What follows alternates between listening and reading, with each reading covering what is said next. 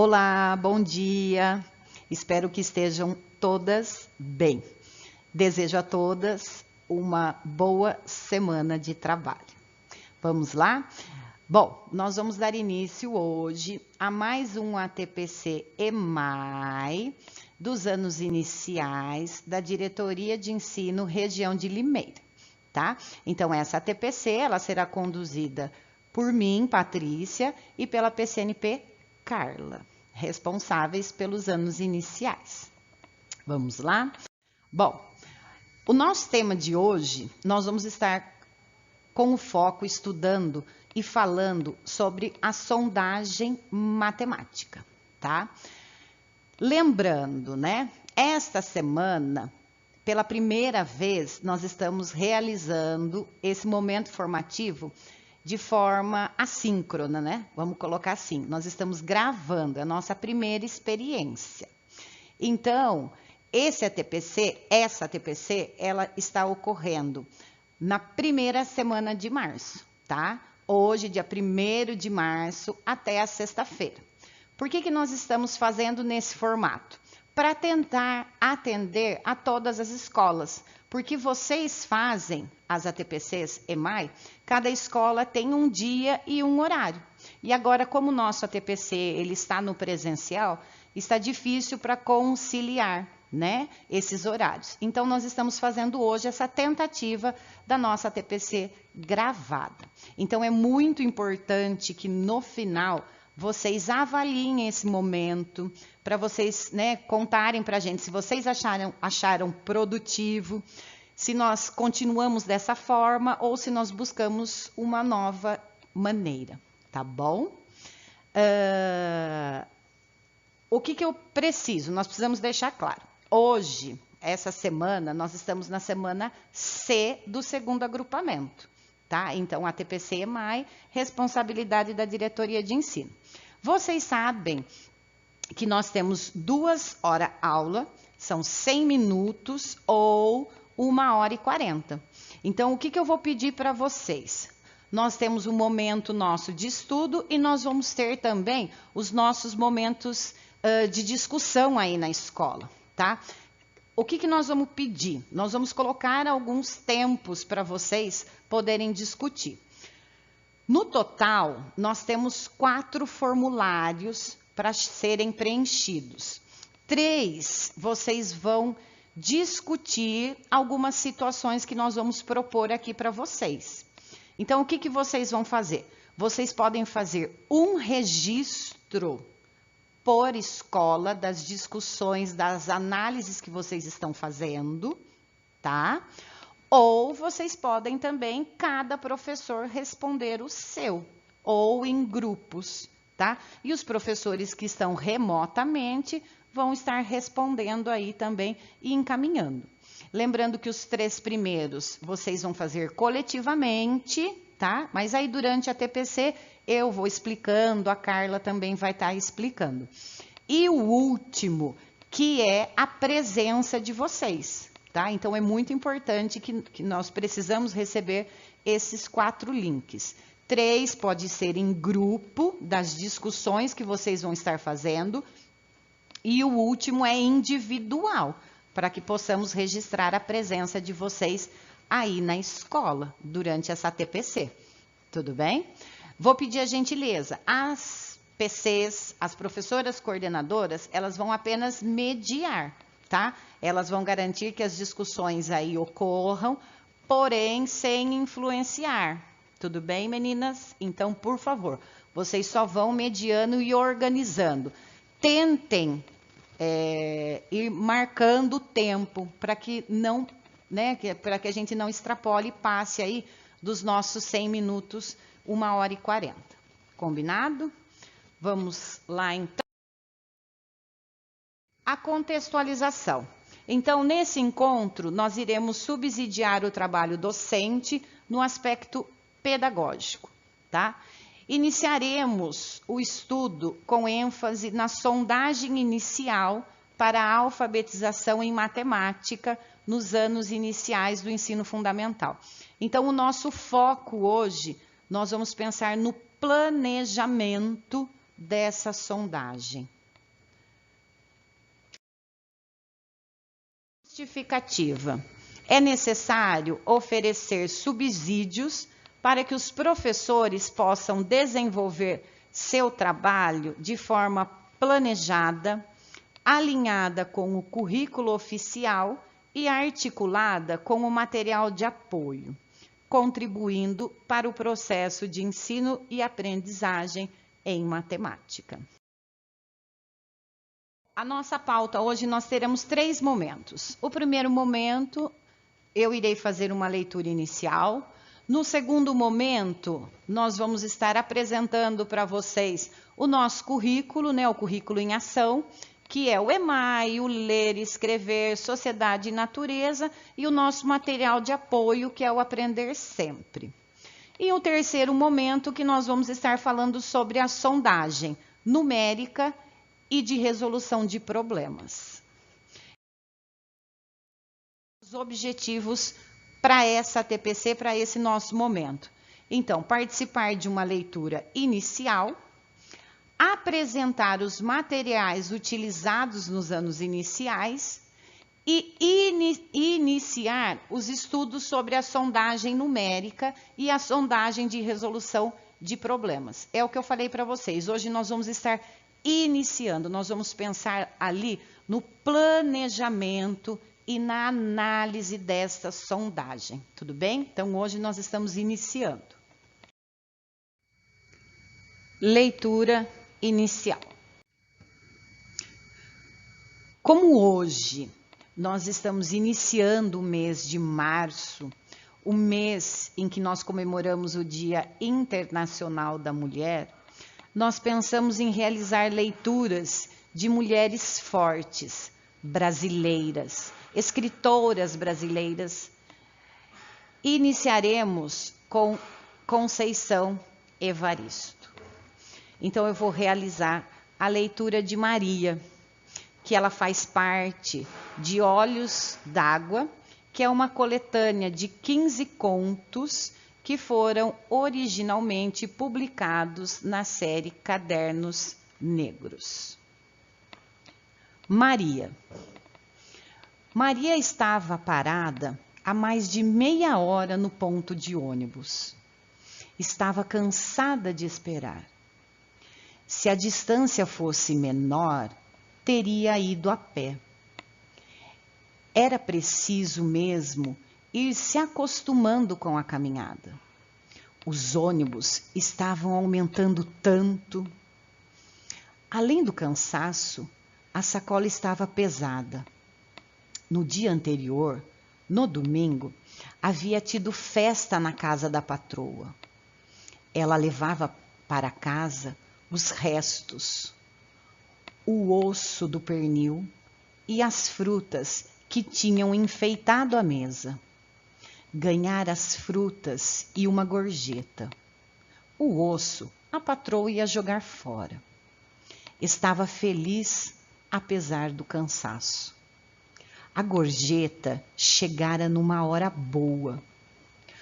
Os 2 filhos menores estavam muito gripados.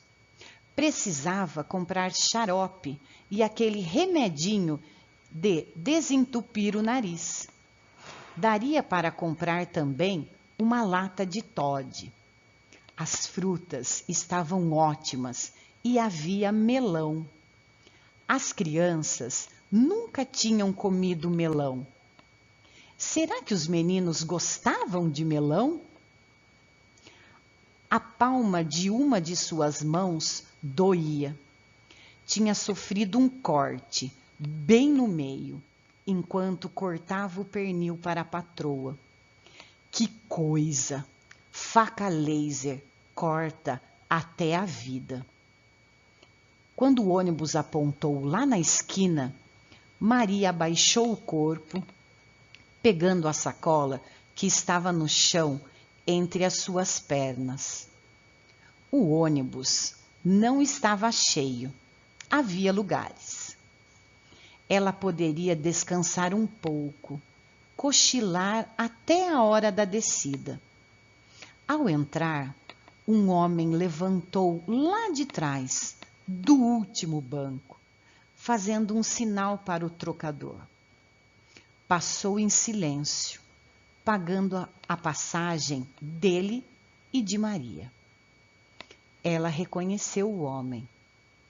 Quanto tempo, que saudades! Como era difícil continuar a vida sem ele. Maria sentou-se na frente. O homem assentou-se ao lado dela. Ela se lembrou do passado, do homem deitado com ela, da vida dos dois no barraco, dos primeiros enjoos, da barriga enorme que todos diziam gêmeos e da alegria dele. Que bom! Nasceu, era um menino e haveria de se tornar um homem. Maria viu, sem olhar, que era o pai do seu filho. Ele continuava o mesmo, bonito, grande, o olhar assustado não se fixando em nada e nem ninguém. Sentiu uma mágoa imensa. Por que não podia ser de outra forma? Por que não podiam ser felizes? E o menino, Maria? Como vai o menino? Cochichou o homem. Sabe que sinto falta de vocês? Tenho um buraco no peito, tamanha saudade. Tô sozinho. Não arrumei, não quis mais ninguém. Você já teve outros filhos? A mulher baixou os olhos, como que pedindo perdão. Ela teve mais 2 filhos, mas não tinha ninguém também. Homens também? Eles haveriam de ter outra vida. Com eles, tudo haveria de ser diferente. Maria, não te esqueci. Tá tudo aqui no buraco do peito. O homem falava, mas continuava estático, preso, fixo no banco. Cochichava com Maria as palavras, sem, entretanto, virar para o lado dela. Ela sabia o que o homem dizia. Ele estava dizendo de dor, de prazer, de alegria, de filho, de vida, de morte, de despedida. Do buraco saudade no peito dele. Desta vez, ele cochichou um pouquinho mais alto. Ela ainda, sem ouvir direito, adivinhou a fala dele. Um abraço, um beijo, um carinho no filho. E logo após, levantou rápido, sacando a arma. Outro lá atrás gritou que era um assalto. Maria estava com muito medo. Não dos assaltantes, não da morte, sim da vida. Tinha 3 filhos. O mais velho, com 11 anos, era filho daquele homem que estava ali, na frente, com uma arma na mão. O de lá de trás vinha recolhendo tudo. O motorista seguia a viagem. Havia o silêncio de todos no ônibus. Apenas a voz do outro se ouvia, pedindo aos passageiros que entregassem tudo rapidamente.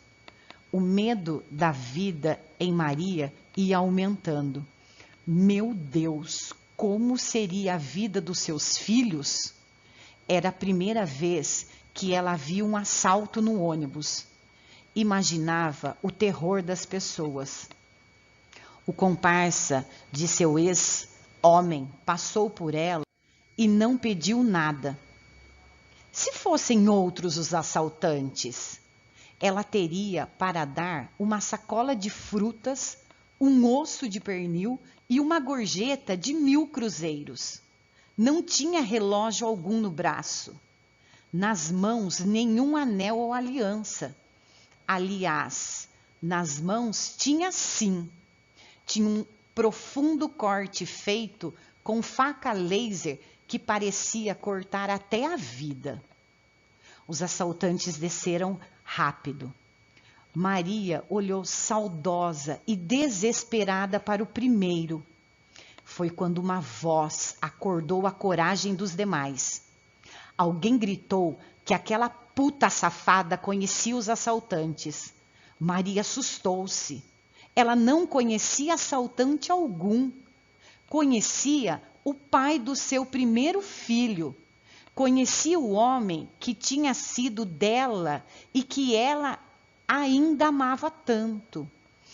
Ouviu uma voz: negra safada, vai ver que estava de coleio com os dois.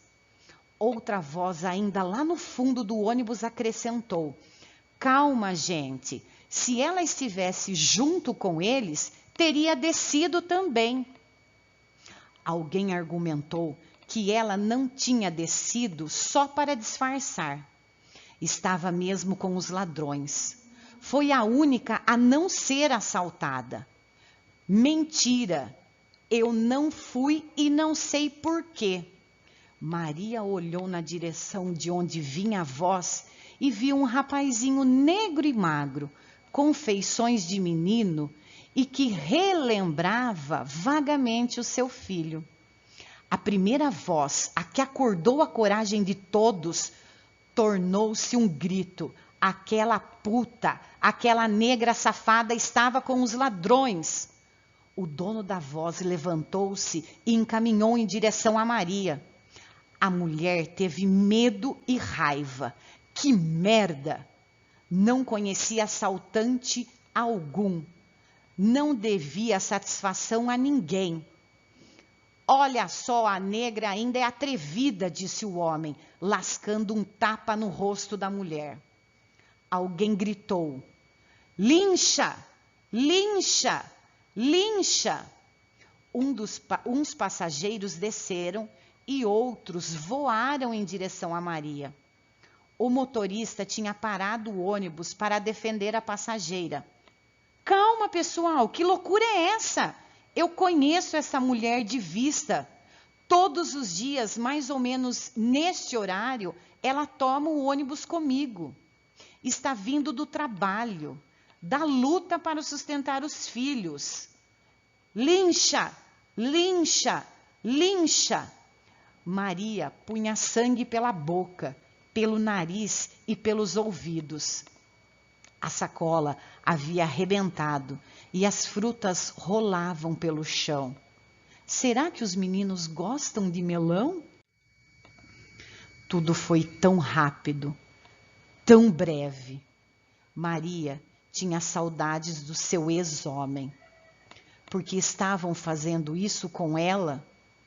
O homem havia segregado um abraço, um beijo, um carinho no filho. Ela precisava chegar em casa para transmitir o recado. Estavam todos armados com facas laser que cortam até a vida. Quando o ônibus esvaziou, quando chegou a polícia, o corpo da mulher já estava todo dilacerado, todo pisoteado. Maria queria tanto dizer ao filho que o pai havia mandado um abraço, um beijo, um carinho. Bom, essa foi a leitura inicial. Sabemos que é uma leitura forte, né? Os contos da Conceição Evaristo, eles são contos ambientados nas favelas e nas ruas onde vive o povo mais pobre e vítima da violência urbana. Todos esses contos, os 15 contos do Olhos d'Água, eles falam sobre mulheres negras ou sobre homens com a vida e destino fortemente apoiada em mulheres.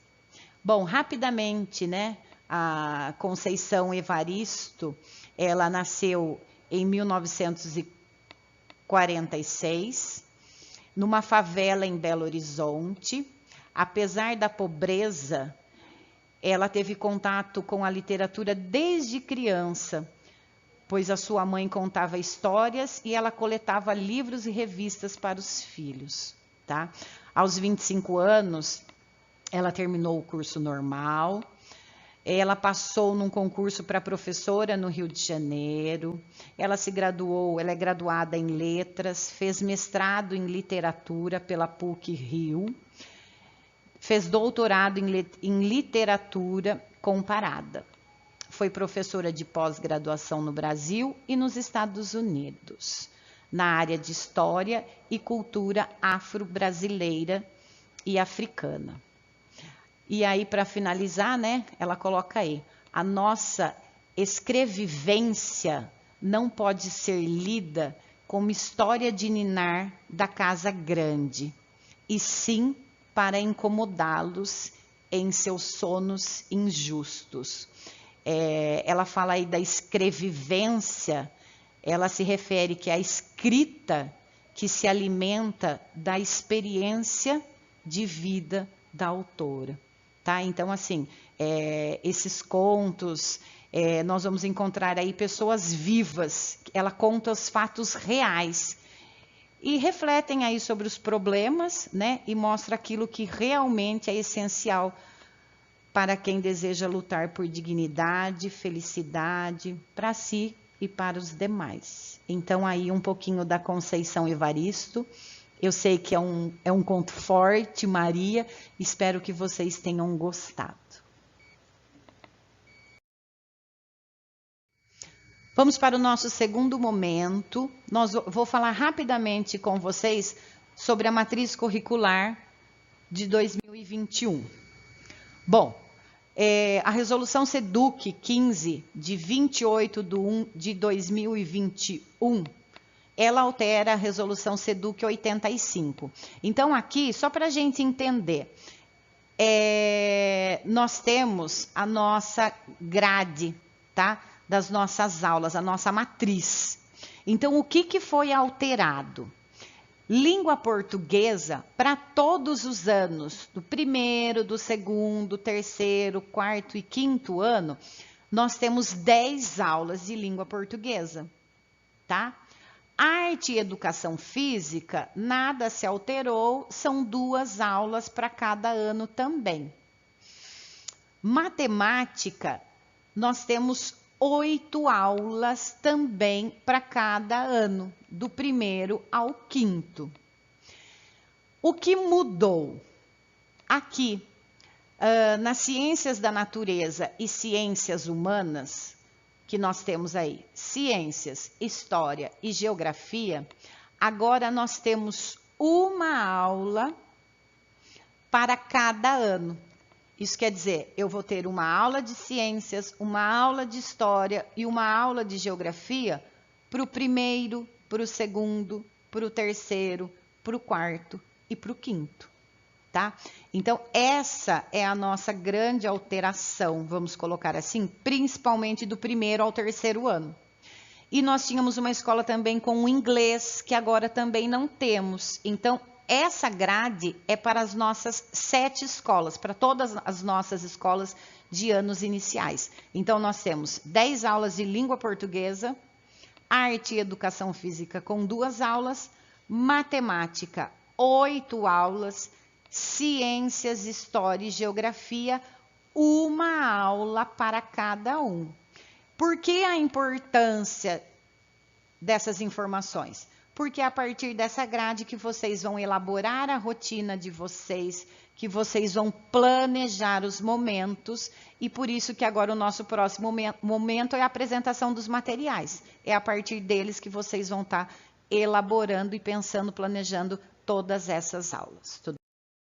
Agora, na segunda parte do segundo momento, nós vamos apresentar brevemente, é claro, os nossos materiais, os materiais que são utilizados nos anos iniciais do ensino fundamental, que é o currículo em ação e o aprender sempre. O currículo em ação é um material que já é utilizado regularmente, porém com algumas revisões baseadas no currículo oficial do Estado de São Paulo, com referência da BNCC, da Base Nacional Comum Curricular. O currículo em ação, então, é composto pelo material Ler e Escrever, Sociedade e Natureza e o EMAI. Como vocês estão vendo aqui na tela, o Ler e Escrever e a Sociedade e Natureza vão vir em um exemplar e o EMAI vai vir em outro exemplar. Até agora, nós não tivemos informações também em relação a se ele vai continuar sendo um volume semestral.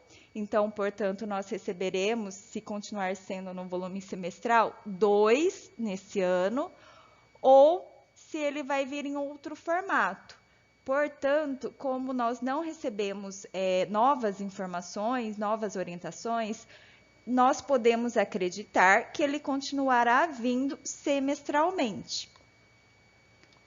O importante destacar que nessas formações do EMAI, nós vamos seguir o currículo em ação da educação em matemática para os anos iniciais. O nosso foco é matemática. E, além desse material regular do currículo em ação, nós temos também, o que a Patrícia já mencionou, o material de apoio. O material de apoio, no caso, é esta apostilinha que vocês estão vendo na tela e que vocês já iniciaram o trabalho, que é o Aprender Sempre, que faz parte do programa de recuperação e aprofundamento. Esse Aprender Sempre, no caso, ele é bimestral, ele vem em um exemplar, junto língua portuguesa e matemática, e ele é organizado em sequências didáticas, ou que podemos chamar também de sequências de atividades. O que isso significa? Significa que essas atividades vêm em uma ordem já pensada para o desenvolvimento daquelas habilidades para a sequência. Tanto habilidades relacionadas ao propósito didático, quanto as habilidades relacionadas ao propósito comunicativo. Então, portanto, é necessário que a gente consiga trabalhar sempre respeitando as sequências de atividades, respeitando a ordem dessas atividades, né? Eu sei que no nosso caso do ensino híbrido fica um pouquinho mais complicado, mas vamos tentar aí respeitar o máximo essas sequências didáticas. Aqui nós colocamos uma página da versão do professor. Por quê? Porque nós queremos destacar algumas partes importantes para o professor planejar a sua aula, ou seja, organizar o seu trabalho docente na hora de abordar esse material, de trabalhar com esse material em sala de aula. Quais são essas partes? A primeira parte é o início, né? Se vocês perceberem, o material do professor, em volta, na margem, seguindo a margem, vocês vão encontrar algumas informações importantes no planejamento dessas atividades, dessas aulas, dessa sequência de atividades. A primeira parte se refere ao planejamento e à organização da atividade. Então, vocês vão ter lá o tempo sugerido para o trabalho dessa aula, os materiais exigidos, requeridos nessa aula e também a sugestão de como organizar a sua turma. É claro, mais uma vez destacando que no ensino híbrido nós temos aí algumas especificidades, né? Porém, o que nós pudermos, por exemplo, essa atividade que nós colocamos é a atividade em duplas. Mas, agora, o mais importante é seguirmos os protocolos de higiene e de saúde. Então, se não for possível a atividade em duplas, é claro que o professor tem aí a autonomia para reorganizar a sua turma. O que vem escrito nessa parte do material é uma sugestão de como o professor pode planejar a sua aula, né, o trabalho com o material. Logo depois dessa primeira parte, que se refere ao planejamento e organização do trabalho, vem o desenvolvimento e intervenções. Essa parte se refere ao andamento da atividade, no decorrer desse trabalho. São sugestões que o professor, para o professor explorar essa atividade com a sua turma. E no final, se nós virarmos a página, vem uma sistematização com esse título, O que aprendemos hoje, que é uma sugestão para o professor finalizar essa atividade, essa aula, certo? Então, no próprio material do Recuperação e Aprofundamento, e também nos outros materiais regulares, como Ler, Escrever e o EMAI, já vem algumas sugestões para o professor desses três momentos, vamos dizer assim, do trabalho docente, que são momentos importantes para qualquer trabalho docente, para qualquer abordagem de qualquer material, certo? Então, nós temos o antes, o durante e o depois. O antes é importante que o professor considere o tempo que vai utilizar para desenvolver aquela atividade, os materiais que ele vai precisar para desenvolver e deixar já organizado, bonitinho, e a organização da turma. Como organizar a turma de forma mais produtiva, para que ela consiga, para que as crianças consigam desenvolver a habilidade proposta. O durante, que é o professor pensar em boas intervenções no desenvolvimento, levar em consideração as características específicas da sua turma, enfim. E o depois, que é a sistematização e a finalização daquela atividade, certo? Então, o trabalho docente, ele vai ser realizado como? Antes, estudar a sequência e fazer anotações de alguns aspectos, levando em consideração o que eu citei no slide anterior. Estudar e organizar a sua aula. Durante, que é desenvolver as aulas da sequência ou de qualquer outra atividade, conforme o calendário disponibilizado pela secretaria. E aqui nós colocamos também o acompanhar o conteúdo das aulas, porque nós estamos aí no momento do ensino híbrido, e nós temos esse apoio do Centro de Mídias. E o depois, que além de sistematizar, finalizar a sua aula, nós precisamos pensar também em uma forma de aplicar as avaliações, tanto da secretaria como do próprio professor. Para quê? Justamente para nós avaliarmos não só se as nossas crianças alcançaram, conseguiram desenvolver as habilidades, mas para nós avaliarmos a nossa própria prática também. E aí, caso necessário, retomar alguns pontos que ficaram em defasagem na turma. E aí é importante nós analisarmos os resultados e não parar por aí, certo? Ou você retoma esses pontos e dá uma devolutiva, ou você pensa em novas intervenções para que a nossa sala, as nossas crianças consigam atingir as expectativas de aprendizagem daquela determinado ano, determinada série, ok?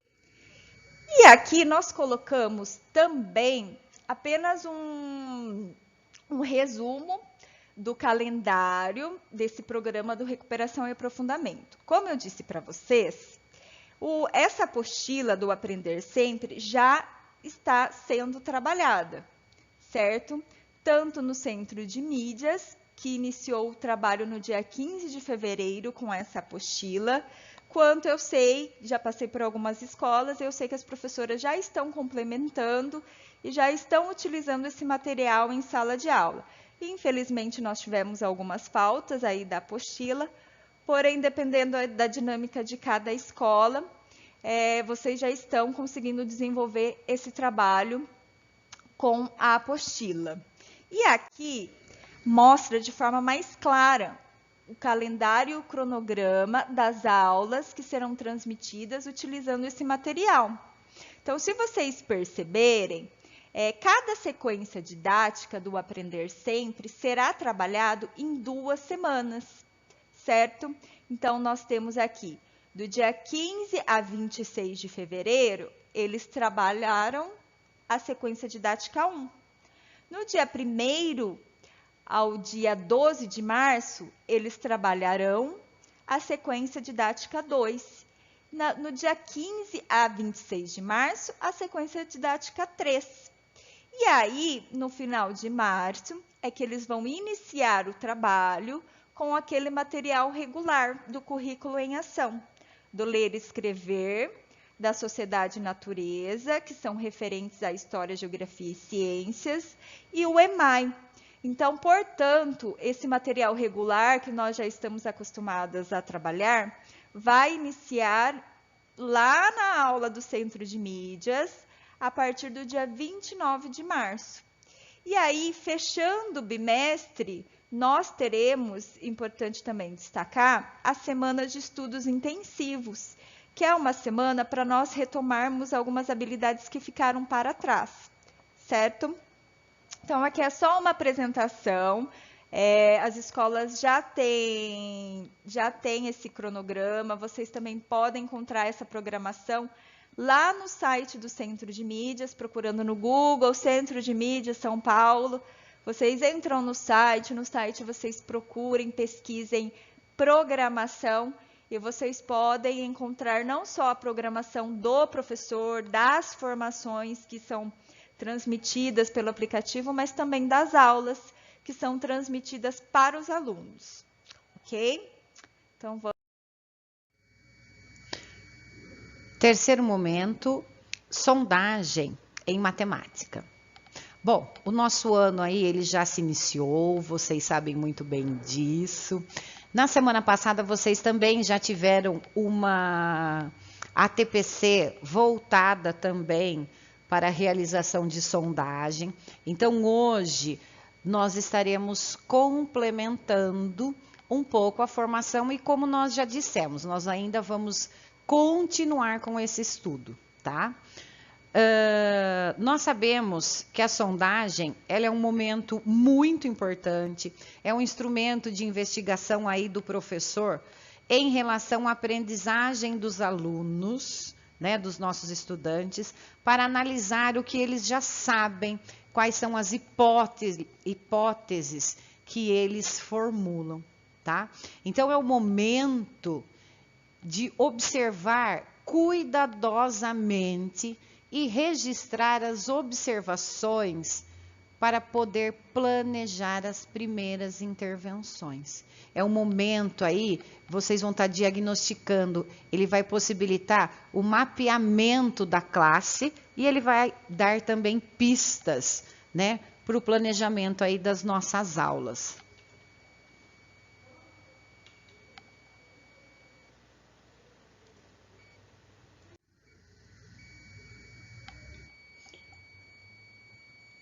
Então, nós vamos começar.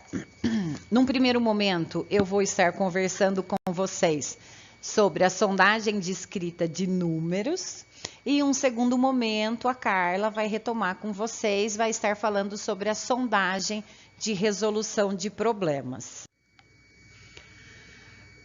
Bom, como eu disse, a sondagem de números, ela é uma avaliação diagnóstica e processual elaborada para acompanhar a evolução da escrita numérica dos estudantes, tá? Então, essa sondagem, essa avaliação, ela é um momento intencional, planejado para esse fim. Então, eu preciso planejar muito bem esse momento, certo? E eu vou aí partir de alguns critérios, tá? Quais são esses critérios? São os critérios da escolha dos números. Então, quais números eu vou ditar para essa avaliação, tá? E também, quais são os critérios para analisar? Então, como nós estamos falando muito, batendo com vocês, nós precisamos planejar. Então, eu tenho o meu antes, o durante e o depois. Então, antes, o que eu preciso pensar? Quais são os números que eu vou estar colocando para realizar essa sondagem dos números para os meus alunos?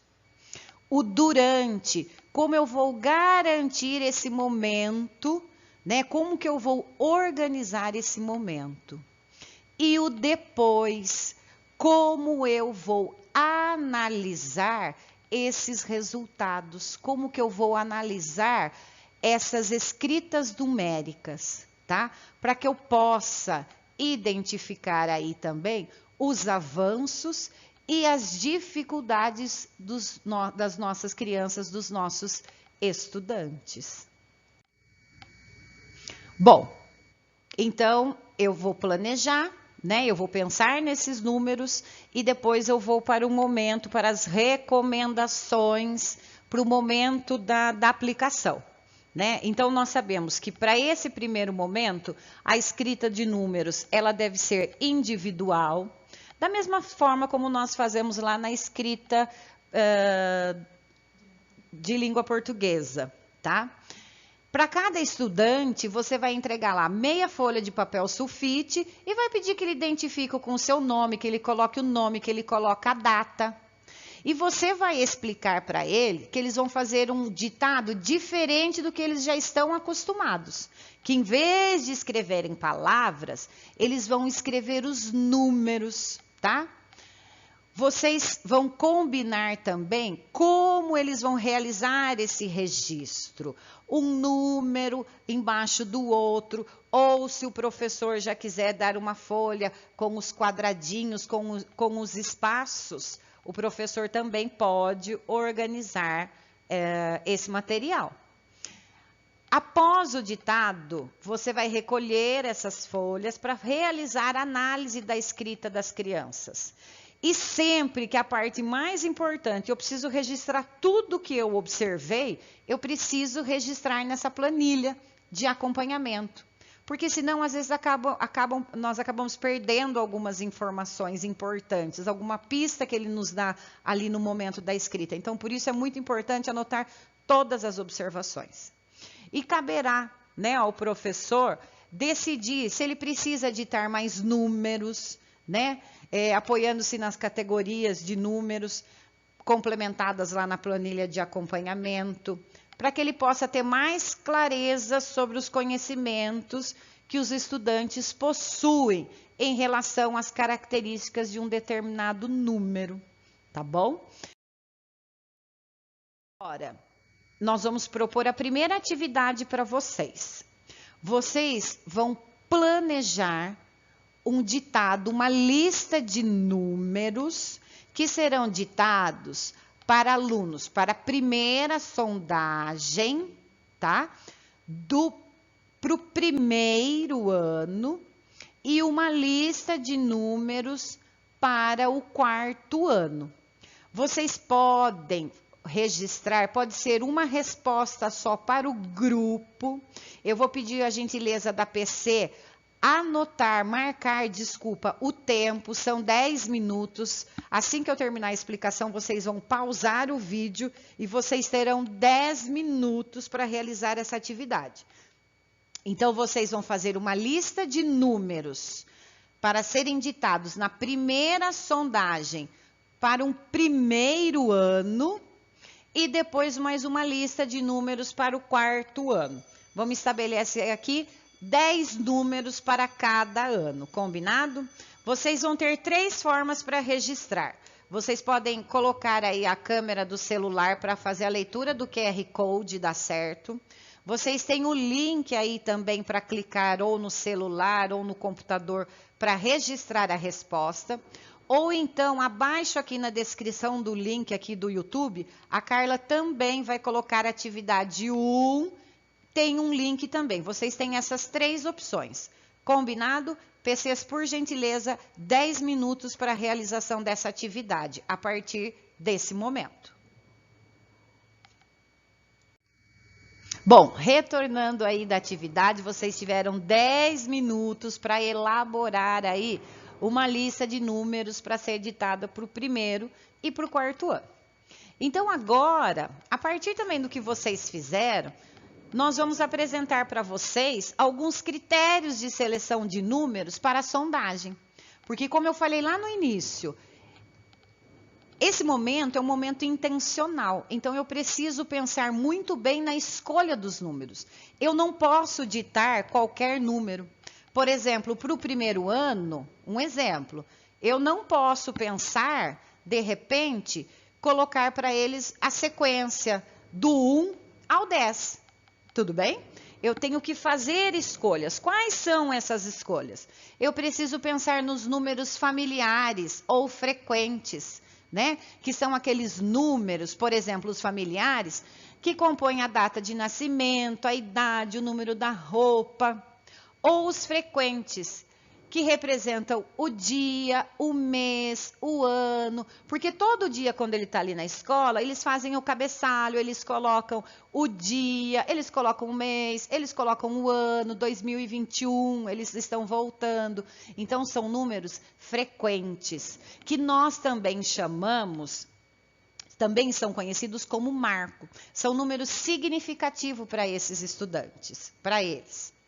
Nós temos também os números opacos, tá? Os números opacos são os números que não explicitam em sua forma oral o princípio aditivo do nosso sistema de numeração. Então, por exemplo, o 11, o 12, o 13. Então, ele não dá indícios na fala para que eles possam registrar.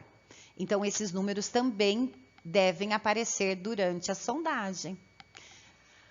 Números, os números transparentes, eles são os números que dizem exatamente o que são, né?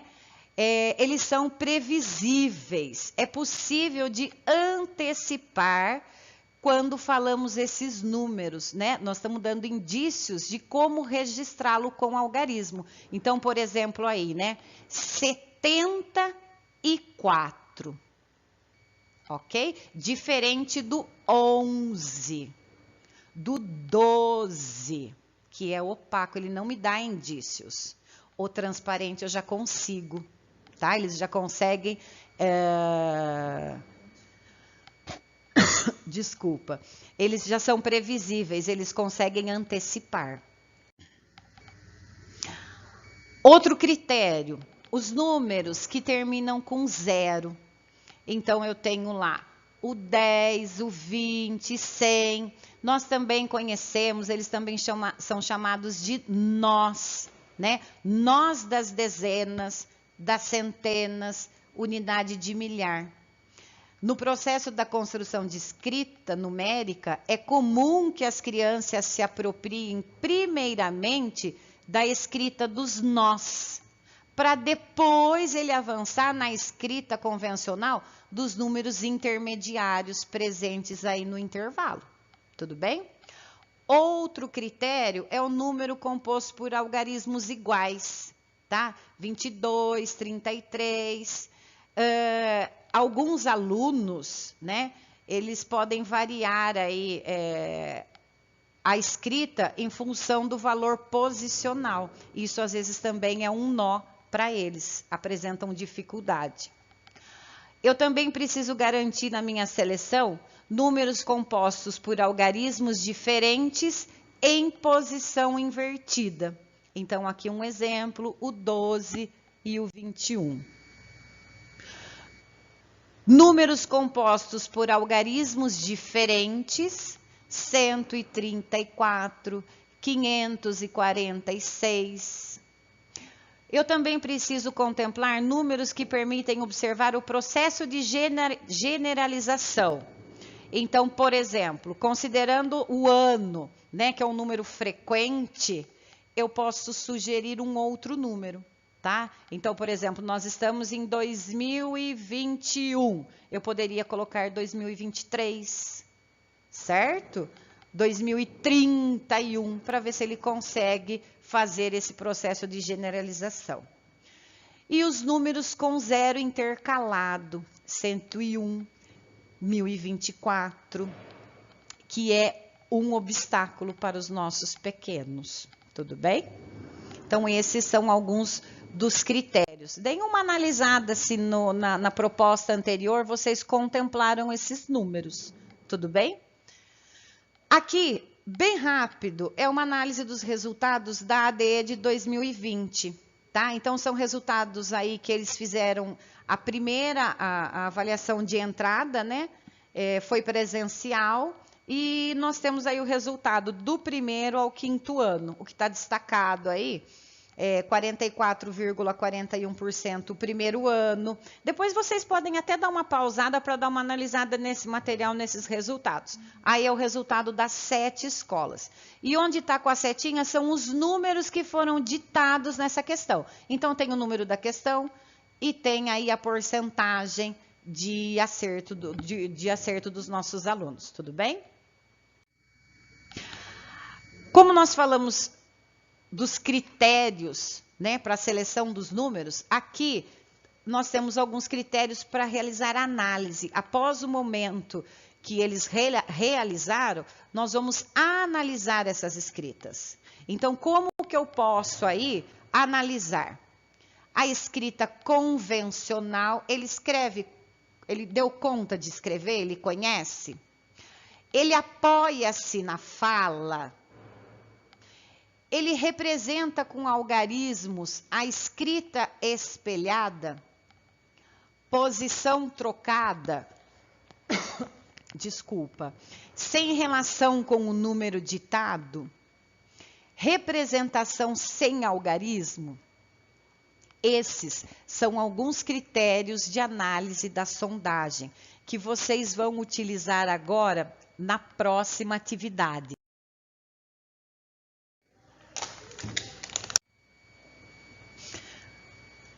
Vamos para a atividade agora. O que vocês vão estar fazendo? Mais uma vez, pode ser somente um grupo, ou se vocês quiserem se dividir, a PC organiza aí. Vocês terão 15 minutos para realizar a análise de 3 escritas. Tudo bem? Do mesmo jeitinho, vocês têm 3 opções. Vocês podem passar aqui o leitor, o celular, no QR Code. Podem utilizar aí também para clicar no celular ou no computador, no link que está aparecendo aí no PPT. Ou aqui na descrição do vídeo, atividade 2. Então, vocês vão analisar a escrita de 3 crianças e vão selecionar qual ou quais hipóteses, tá? Estão aí relacionadas. Então, nós temos a primeira escrita, que é da Kathleen. Vocês vão ver que tem a escrita dela aí do lado esquerdo. E do lado direito, nós colocamos um quadro para facilitar. Caso fique difícil para enxergar, então vocês têm do lado esquerdo os números que foram ditados e do lado esquerdo a escrita da criança. Tudo bem? Então, eu vou pedir que vocês pausem e aí depois eu já apresento as outras duas. Após a análise da Kathleen, agora vocês vão fazer o mesmo movimento com a sondagem do Paulo.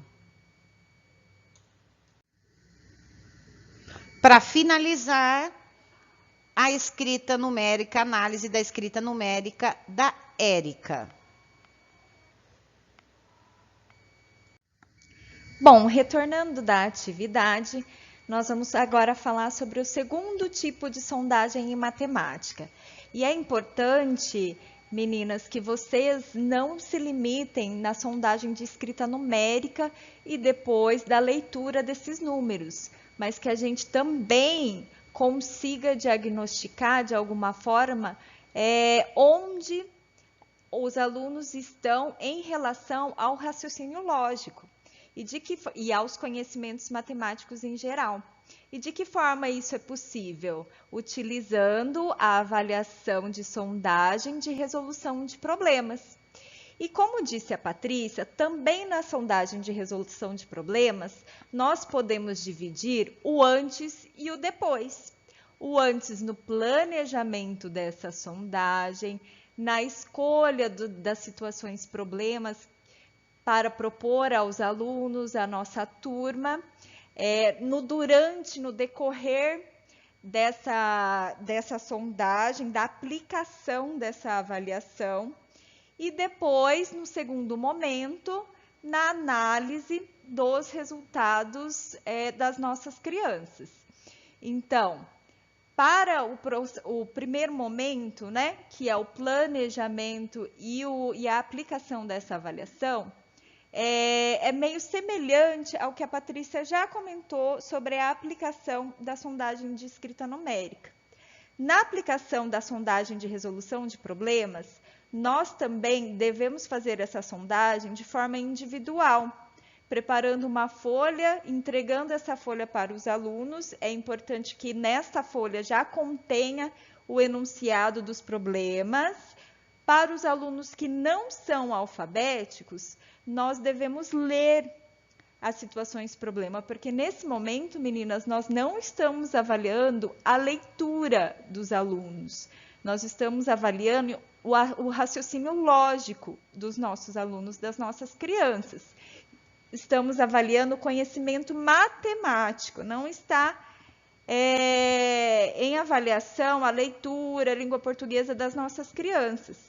Portanto, é importante que, se o aluno não é capaz de ler sozinho o enunciado dos problemas, então nós devemos sim ler para as nossas crianças e deixá-las responder individualmente e sozinhas. Os problemas não precisam ser aplicados todos de uma vez. Nós podemos disponibilizar e propor esses problemas no decorrer de uma semana, por exemplo. E aí, ao final, a gente recolhe essas atividades, os resultados, e vai para o segundo momento, que é a análise. E após a resolução dos problemas, deve-se realizar a análise dos registros, que é um segundo momento da nossa sondagem. Para o planejamento também, no primeiro momento da nossa sondagem de resolução de problemas, nós temos também alguns critérios, como nós temos na sondagem de escrita de números. Então, nós temos alguns critérios para selecionarmos ou elaborarmos as situações problemas que nós vamos propor para os alunos. Quais são esses critérios que nós devemos levar em consideração? Nós devemos levar em consideração a teoria dos campos conceituais de Verneau. Essa teoria dos campos conceituais de Verneau, ela já foi abordada como um tema de estudo em ATPC-EMAI do ano anterior pela Patrícia, pela diretoria de ensino, e também pela EFAP, no ATPC-EMAI e no ATPC da jornada básica, porque também foi um foco de estudo das sequências didáticas no material Aprender Sempre do ano passado. Então, caso vocês tenham ainda curiosidade para estudar um pouco mais, vocês podem, inclusive, entrar no canal do YouTube, o canal Gestão, canal de formação de professores do Centro de Mídias de São Paulo, CMSP, no canal do YouTube. Vocês podem dar uma fuçada, uma pesquisada lá da sequência didática de matemática, dos ATPC-EMAI, que vocês vão conseguir encontrar um estudo mais aprofundado em relação a esses campos conceituais de Verneau. Mas é importante que a gente saiba que aqui não vai dar tempo para tratarmos sobre cada um desses tipos, cada um desses campos e os tipos dentro desses campos. Eu só vou citar para vocês que existem dois campos conceituais importantes, o campo aditivo e o campo multiplicativo. E dentro de cada campo, ainda nós temos os tipos de problema.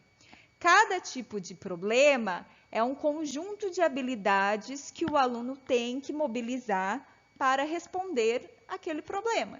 Então, por isso que é importante nós contemplarmos todos os tipos dos dois campos. É claro, respeitando o ano e série do seu estudante, do seu aluno. Então, no campo aditivo, nós temos a composição, a transformação, a comparação e a composição de transformação. No campo multiplicativo, nós temos a proporcionalidade, a configuração retangular, a combinatória e a multiplicação comparativa. Eu deixei uma observaçãozinha aqui que para o primeiro ano, na sondagem inicial, também é necessário nós considerarmos a contagem de objeto, de uma mesma coleção, de duas coleções, enfim. Então, fica aí alguns critérios que nós devemos levar em consideração no momento de planejamento da nossa sondagem. Planejamento, nós falamos no decorrer. Aqui é um quadro para nós termos uma noção, que nós também podemos encaminhar mais tarde para vocês, só para nós termos uma noção de que nós devemos respeitar, é claro, a idade, o ano e o desenvolvimento da criança também, tá? No processo de ensino-aprendizagem. Levando em consideração, por exemplo, também que se nós vamos trabalhar uma situação, problema de composição no primeiro ano e também no quinto ano, nós devemos ter em mente que os números que nós vamos utilizar na situação problema do primeiro ano não serão os mesmos números que vamos utilizar na situação problema do quinto ano. Isso que é respeitar a idade, série, ano da criança, certo? É claro que o número que nós vamos colocar lá na situação problema do quinto ano vai ser mais complexo, vai ser, assim, entre aspas, maior do que do primeiro ano, certo? Então, é só para vocês terem uma ideia.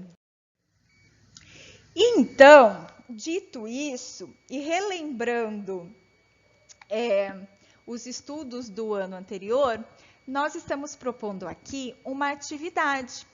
Para essa atividade, nós deixamos 10 minutos. E a comanda é a seguinte: analise cada situação problema e selecione o tipo de problema que se refere com base nos campos conceituais de Vernon. Então, nós vamos colocar aqui 8 situações problemas e vocês vão ver em que tipo de situação problema se encaixa com base nos campos conceituais de Vernon. Então, da mesma forma que foram as outras atividades, vocês terão 3 formas, 3 meios, né, de acessar esse formulário, que é pelo link, pelo QR Code ou link aqui abaixo na descrição do vídeo no YouTube, certo? Então, aí eu vou pedir um auxílio das PCs também para pausar o vídeo. E aí, eu coloquei aqui as situações problemas, porém, elas também estão descritas lá no formulário, tá bom? Para vocês não precisarem ficar indo e vindo muito. Então, também está disponível lá no formulário essas situações problemas. E aí vocês podem ir direto para lá e responder tudo lá.